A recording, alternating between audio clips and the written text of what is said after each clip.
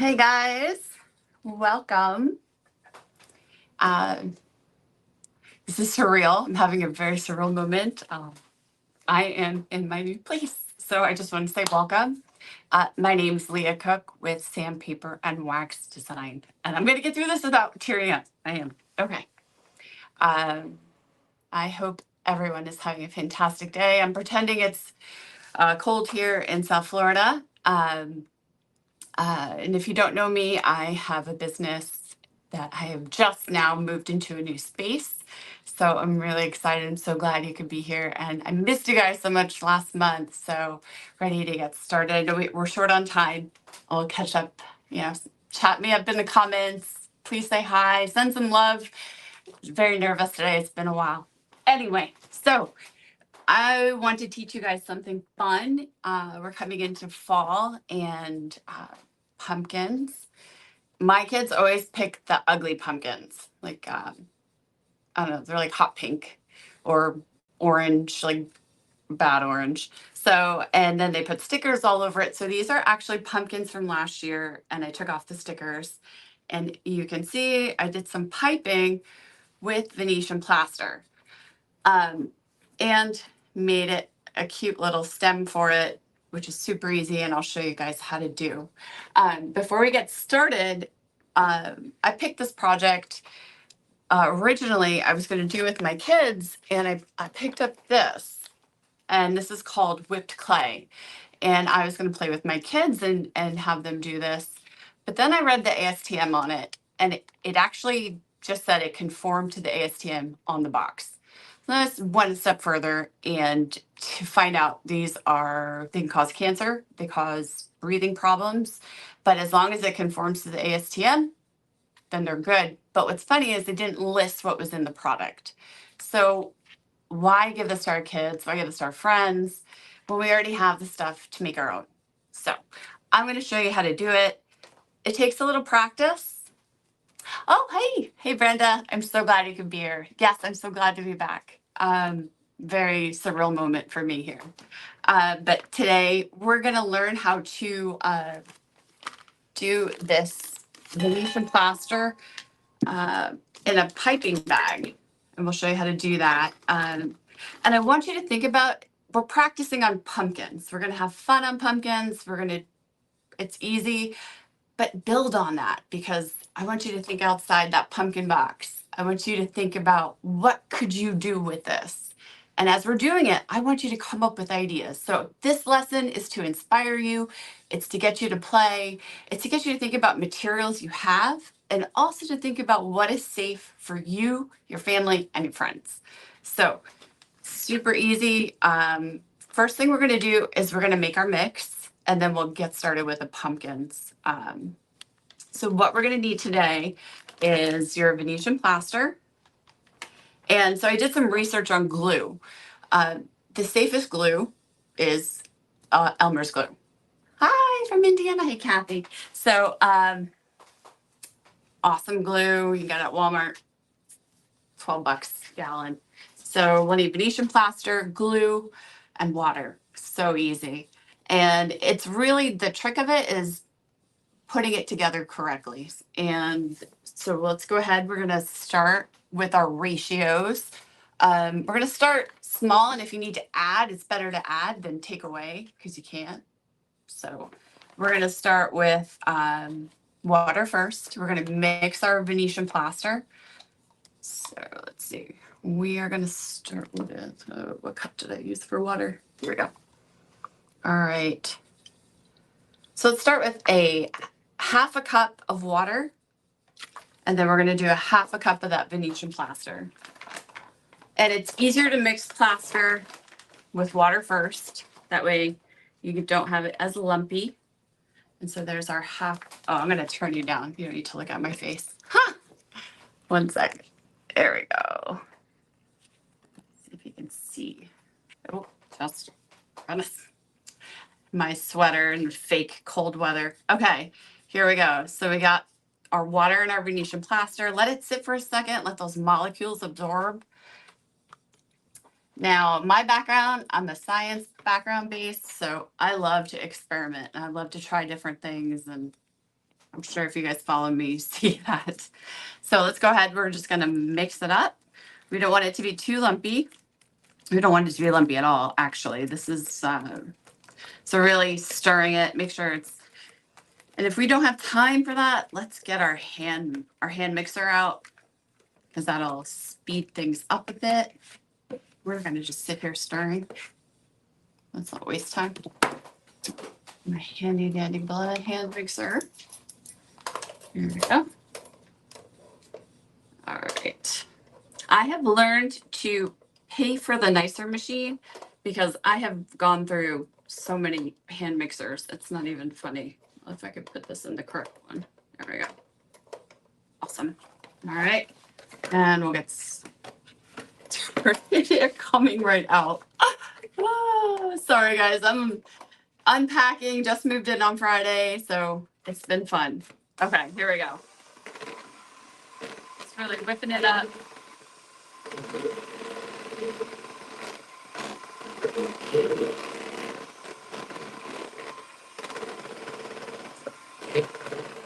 All right, so easy, nice and smooth. I know you guys are like, well, you could just do this with silicone or hot glue. And the hot glue didn't work with these pumpkins. It actually, because they're faux pumpkins, I got that one from Walmart. It just burned right through the skin. And then you end up with a big bubbly mess when hot glue hits styrofoam or polyurethane. So I know you could say use silicone, but hey, guess what? That stuff is not good for you. It off gases. So let's just make our own. It's safer. It's safe for everybody. You can have your girlfriends over and do a pumpkin night. So here we go. We got that. Now we're going to take our Elmer's glue. We're going to start with a 1-to-1 ratio. So we did half a cup of the Venetian plaster. We've already made it. And now we're going to go ahead and add that glue. So you never want to just mix the glue in with dry Venetian plaster. You're going to end up with giant clumps. Ask me how I know. I will tell you, the first time I did it, it was a giant mess. So I'm saving you the grief. So here we go. All mixed in. Excellent. And this, you just can stir it. Now it's going to look really strange. It's going to make a funny looking, just keep at it. It's going to look weird. You're going to be like, Leah, this is not mixing nicely. And that's when you get that hand mixer out again. You just really continually insist that it's going to mix. There is other glue you can use. You can use tacky glue. The only difference with that, it's not exactly non-toxic. There is a little bit of some harmful substances. So if you're working with kids, I would stick with the Elmer's glue. The worst thing that I read from the ASTM is that they get a tummy ache if they eat it. So, but Elmer's glue is super safe and it works just fine. Yeah, so we're gonna go ahead. We're gonna blend it again.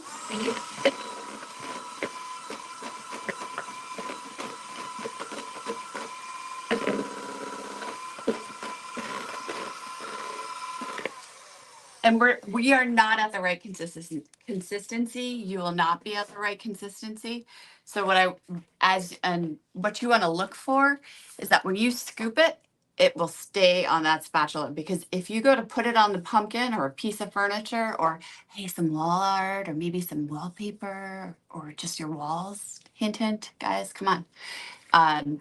It's just going to slop right off.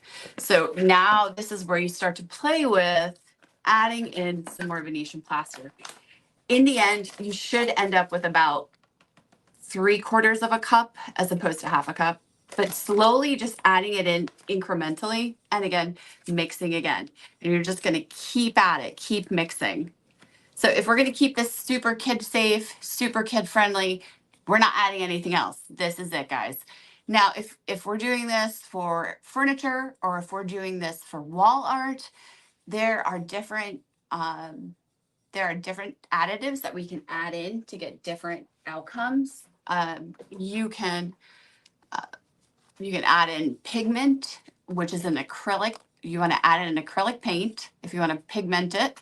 You could do mica powders, Amy Howard's mica powders, but you cannot just add in the mica powder straight into the mix. You're going to want to slack it first and then put it in. When I say slack, that means you want to wet it. So just wet it just a little bit. You could use glazed over with the pigment powder. And so anyway, keep mixing. This stuff will get super hard and crunchy. And yeah, so if it's too dry, add some more glue. If it's too wet, add some more Venetian plaster. And so to speed things up, the power of television, I have already pre-made some for you guys. And it's just a matter of mixing long enough with a mixer to get the right consistency. And y'all can do that. And I'm going to show you exactly what it looks like. Look at that. Fantastic. Oh, that's fun. Okay. So this will adhere. And when I tell you this stuff dries and does not come off, and this is with Elmer's glue, like maybe wear some gloves, maybe, or just wash your hands immediately. So, okay. And make sure you definitely keep a bucket of water to keep your utensils from crusting up. And I mean, especially your batter, your whatever, the mixer. So yeah, that's what you want it to be. You don't want it flopping off. You don't want it falling off. Otherwise it's too loopy. So right there. Next, I'm going to show you how to put it into our bag. So I'm not a baker. I'm not a baker. My cakes taste good, but they're funny looking. But I try. So we're going to use disposable. You can use the silicone reusable ones. Hey, Megan. Yeah, you can use an immersion blender, Leslie, but I recommend that you use that handheld mixer because it just has a little more power and ability to really, especially when you start making bigger batches and adding more glue, you want to make sure you can really turn that material because it's really going to disperse everything. So here's our plastic bag. We are going to cut the tip with my scissors that I somehow made disappear. But so when you cut these, you want to cut big enough for your the cap to fit into. Sorry, I'm sorry if I'm slaughtering this. I'm not a baker, sorry. And you're gonna slip it into the bag. I actually had to watch how to do this. I watched Martha Stewart. She is amazing. So slip it into the bag. It's nice and snug. You want to make sure that this is on the cuff. Then you're going to add your tip. Your tip goes over and you screw it on to the bag. And we are going to pop this into a tall jar, which will also be your holder while you're working. So it's not just slumped over and making a giant mess because I did that the first time. So here we go. We're going to load it on up. Oh, that was weird. I'm sorry, there's so many new sounds in this place, and it's also really deafening quiet. I'm not used to being in such a quiet space. We're just scooping it in. Nice and easy. And what's nice, by using a jar, you can easily clean off your spatula. And we're just flopping it in there. Excellent.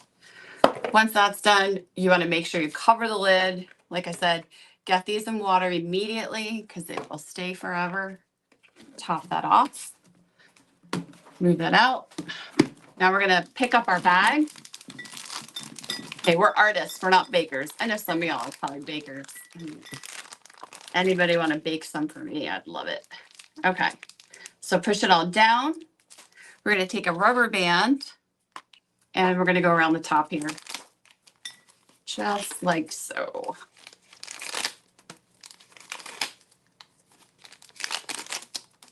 Awesome. Ooh, I just ripped it. Don't be so rough. Maybe that's why my kid didn't like me doing her hair as a kid. All right. Okay. Here we go. Just like that. Perfect. Now we're ready to practice. So I'm going to use this table right here. What I want you guys to do is draw out your image. It is too hot for me. I'm sorry. It is 93 degrees here in South Florida. I can pretend it's fall.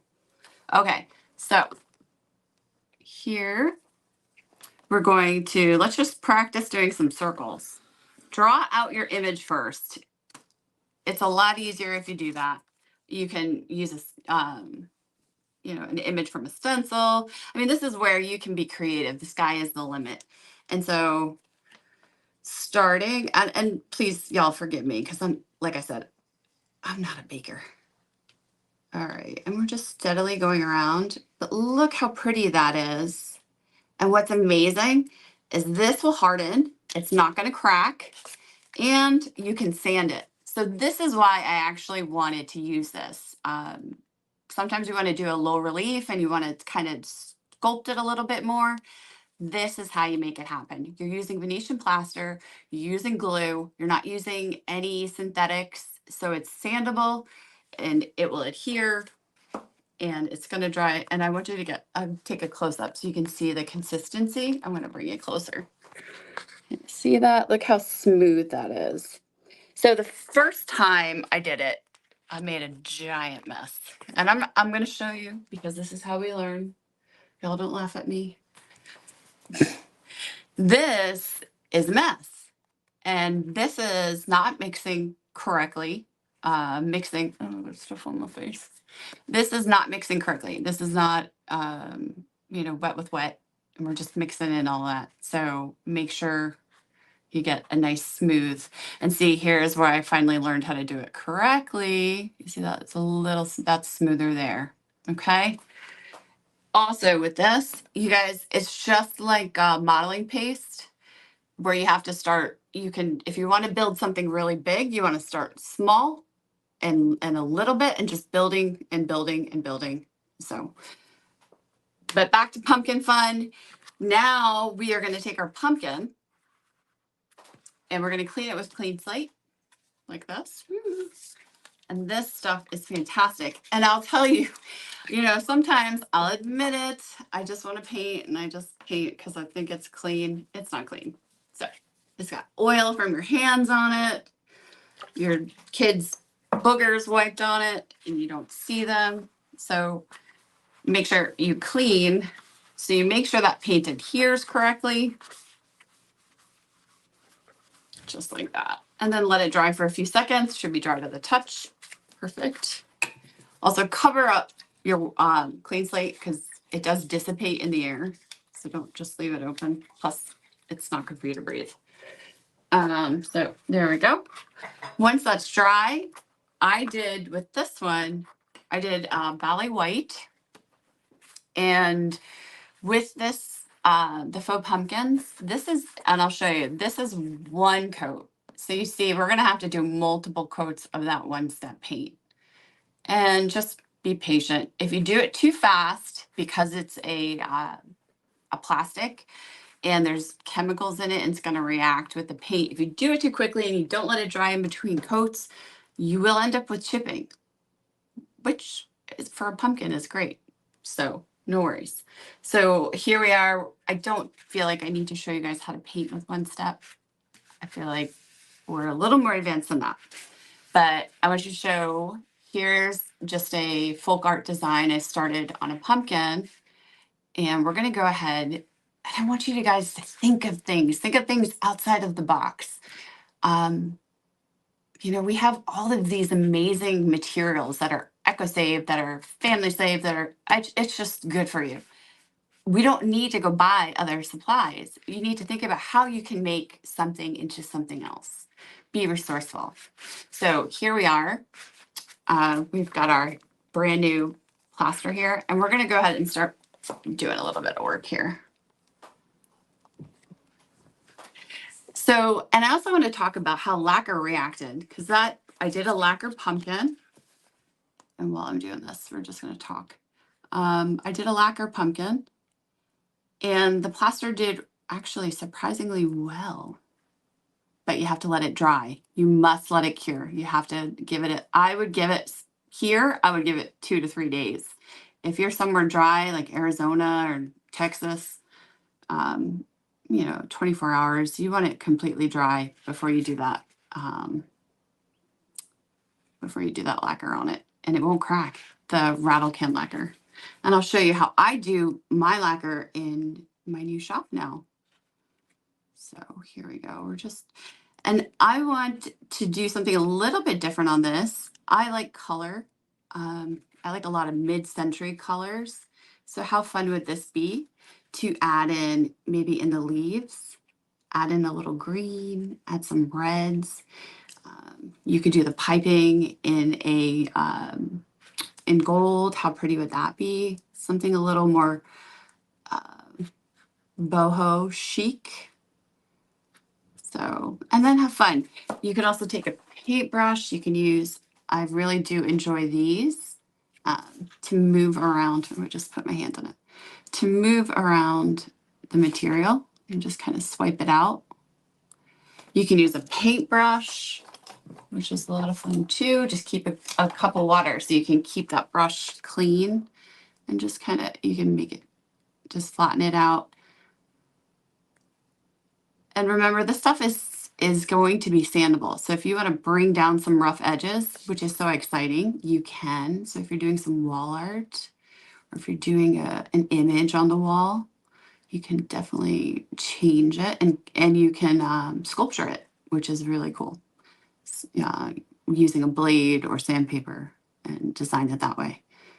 So you can flatten it out. But see, you can just get lost doing this for hours. I mean, how fun is that? How pretty would that be with some color in it too? Just some really pretty flowers. Okay, I'm going to show you that lacquer pumpkin like I promised. So this guy was done in Amy Howard's, let's look at it, basic black. Yeah, there we go. And it actually, no real issues. And so this is also done in Amy's black too, and no reaction whatsoever. So just make sure that your plaster is completely dry. I do recommend, if you're going to paint over something like this, if you're going to put some plaster on, let's think about different materials for a second. Let's do one step. That way it has something to grip onto for that plaster, and just not gonna, even though with all that glue in there, it shouldn't pop off. So here, we're gonna do this here and make sure, yeah. So one step, then your plaster, and then you can paint right over it. It did fine with an oil, and it also, so it's actually, I'm really impressed with this. It held up, and look how, I mean, this stuff is solid. I wanted to make it look like it had warts. Okay, so that's really simple, but I know a lot of people get lost in the details of how to mix it, how to apply it. And I also was concerned about what we're breathing. So the takeaway, make sure you're checking out your ASTM on your materials. My favorite artist of all time passed away because he was essentially, sick from our materials are toxic, and we don't know what's in them. And we have kids, and we have family, and we have loved ones and elderly. So just make sure you're being safe. You know what's in your materials. That one packet that I was going to get my kids and let them use causes cancer. It just had to be listed. That was meeting the ASTM. So be careful, be safe, have fun. Think about ways to use this beyond just pumpkins. And I look forward. If you have any questions, please put them in the comments and I will get to them.